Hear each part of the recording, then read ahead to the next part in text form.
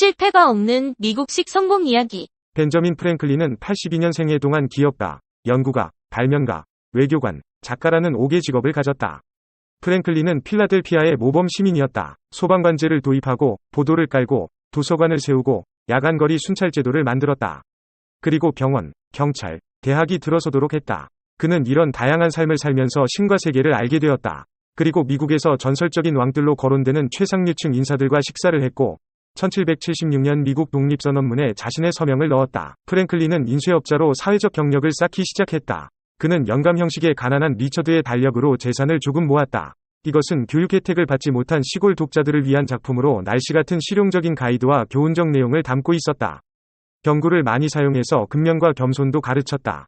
프랭클린은 유용성을 오락성과 연결시켜 인생에 대한 지혜를 담은 유머러스한 이야기도 많이 실었다. 경구들은 대부분 아침에 일찍 일어나는 새가 벌레를 잡는다. 오늘 할 일을 내일로 미루지 말라. 시작이 반이다. 빗방울이 바위를 뚫는다. 와 같은 속담이었다.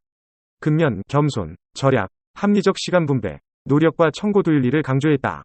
그 내용들은 교회 설교보다 재미있었다. 프랭클린의 영감은 청고도윤리를 민속화했다. 그는 나중에 영감에 실었던 경구들을 모아 부자가 되는 길이란 제목으로 출판했다. 이 책은 식민지 시대 미국의 가장 유명한 글인 동시에 최초의 성공 입문서로 그 후 40년 동안 7개 언어로 번역되고 유럽에도 전해졌다. 프랭클린은 기업가로서, 그 다음에는 비교적 큰 명성을 얻지 못한 연구가로서 커리어를 쌓았다. 그는 발명가이기도 했다. 피를 침으로 하루아침에 인류의 구원자가 되었고 국제적인 스타가 되었다. 뒤이은 프랭클린의 네 번째 직업은 외교관이었다. 그는 미국 의회의 대표로 런던과 파리를 방문했다. 파리에서 그는 미국과 영국 간의 분쟁에서 미국을 지지해달라고 호소했다. 상류사회 인물들, 특히 귀부인들이 그의 주변으로 몰려들었다. 그들은 프랭클린이 쓰고 있는 털모자에 관심을 보였고 이 모자는 프랭클린 스타일이라고 불리며 훗날 여자용 가면의 모델이 되기도 했다. 이렇듯 제대로 된 이미지 메이킹 없이는 어떤 성공도 없다는 사실을 기억하자. 그가 이룬 많은 것들 중 가장 큰 성공은 바로 프랭클린 자신이었다. 그는 인생 말미에 유명한 자서전을 썼다. 여기서 그는 스스로를 미국 문화의 새로운 유형으로 보았다. 즉 무한한 낙관주의, 재능에 대한 믿음, 실험정신, 부도덕과 방종이 없는 인생의 즐거움, 사회적 책임감이 그를 앞으로 또 위로 끌어당겼다고 여긴 것이다. 이 자서전으로 프랭클린은 미국의 신화, 미국의 성공 스토리, 그리고 아메리칸 드림의 전형이 되었다. 프랭클린이 자신의 삶을 반추하며 양초 기술자의 아들로 태어났을지라도 그 무엇이든 될 수 있으며, 성공하고 싶다면 프랭클린 그 자신이 앞서 언급한 기본 조건 이외에도 올바른 순간에 올바른 수단을 이용할 수 있는 조절 능력 또한 필요하다고 했다. 이렇게 완성된 사람이 셀프메이드맨, 즉 자수성가형 인간이다. 명성이나 돈, 권력에 대한 야심이 그를 전진시키는 것이 아니라 그 스스로 앞으로 나아가는 것이다. 프랭클린의 전기는 자신에게 만족한 한 사람의 삶을 기록하고 있다. 그가 이루지 못한 것이 무엇인가? 성공, 세계적 명성, 부. 이 모든 것을 스스로의 힘으로 이뤘다는 내면의 만족감을 그 무엇이 당하겠는가? 프랭클린은 아들에게 쓰는 편지 형식으로 자신의 삶을 기록했다.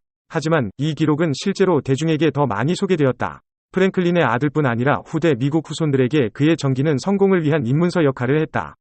그때부터 오늘날까지 그의 삶은 모범이 되었다. 어떠한 단절이나 후퇴, 의욕 상실이나 무능력 같은 것을 말도 안 된다는 듯이 묘사한 프랭클린의 삶은 오늘날까지 본보기가 되고 있다. 실제로 그가 아무 결점 없는 삶을 산 것은 아니었다. 정확하게 들여다보면 드라마틱한 실패도 있었다. 프랭클린은 이 사건을 상당히 고상하게 돌려쓰고 있지만 그 당시 프랭클린 스스로 그러하다, 또 그러할 수 있다 고 믿었던 모든 것에 심각한 의문을 제기했다. 이런 사건들은 지나고 난 뒤에야 즐거움과 자랑스러움, 성공한 노인의 느긋함이 뒤섞여 성공의 일부로 이야기되었을 뿐이다. 물론 프랭클린이 삶을 이야기하는 방식을 비난하고자 하는 것이 아니다. 그건 우스운 짓이다. 결정적인 것은 바로 프랭클린이 실패가 없는 성공 이야기를 스스로 만들어냈다는 점이다. 그는 어떤 실패의 경험도, 어떤 패배도, 어떤 심리적 상처도 언급하지 않는다. 그의 성공 신화는 오늘날까지도 많은 사람들의 인생 계획의 표준이 되고 삶에 영향을 미친다. 프랭클린을 모범으로 삼는 사람은 그의 이야기에서 이 영웅도 간혹 실패했다는 사실을 눈치채지 못한다. 그저 프랭클린이 전기에 쓴 대로 결점 없는 삶이 가능하다고 믿을 뿐이다. 그래서 프랭클린과 같은 삶을 지향하다가 실패하면 어쩔 수 없이 비참함을 느끼게 되는 것이다. 많은 사람들에게 위대한 모범이 되는 프랭클린은 결코 부정적 경험을 보여주지 않았다. 프랭클린의 성공 요인은 합리성, 인간의 건강한 이성, 실용주의, 진실에다. 이것들은 물론 중요한 특성이다. 그러나 판타지나 이상주의, 심리적 즐거움을 조차 성공한 사람도 있다. 프랭클린은 상상력과 열정을 조절할 수 있다고 믿었다. 즉 명확한 이성과 냉철한 가슴을 믿은 것이다. 그의 성공은 자기 통제를 통한 결과물이었다. 그의 세계에서 예술, 음악, 문학, 낭만, 감정, 불합리, 머릿속을 맴도는 꿈은 추방되었다. 프랭클린은 꿈을 꾸지 않았다. 꿈에서 깨어나는 순간 허무해지기 때문이다. 그는 몽상가도 아니었다. 현실적 사고와 건강한 수면을 중시하는 조용하고 침착한 실용주의자였다. 그가 남긴 아메리칸 드림이란 자기 절제와 노력을 통해 스스로 출구를 찾아내는 것이다. 능력, 재능, 의지로 성공에 마땅한 사람들이 있고, 반대로 특정한 능력, 재능, 의지가 부족한 탓에 실패해서 마땅한 사람들이 있는 것이다. 그는 자기처럼 재능과 성공이라는 축복을 가진 사람들이 그렇지 못한 사람들을 돌볼 때 도덕이 올바로 구현된다고 생각했다.